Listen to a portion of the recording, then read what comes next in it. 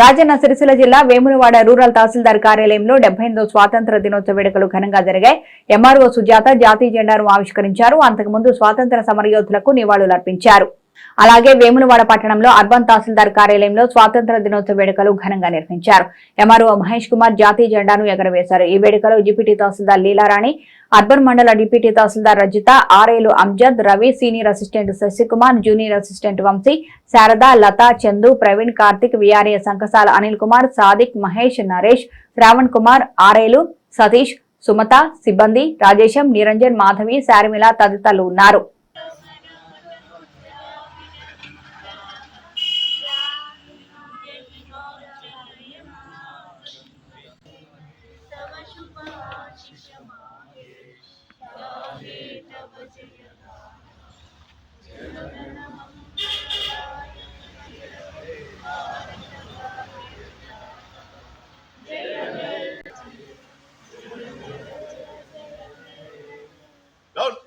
बोलो स्वतंत्र भारत की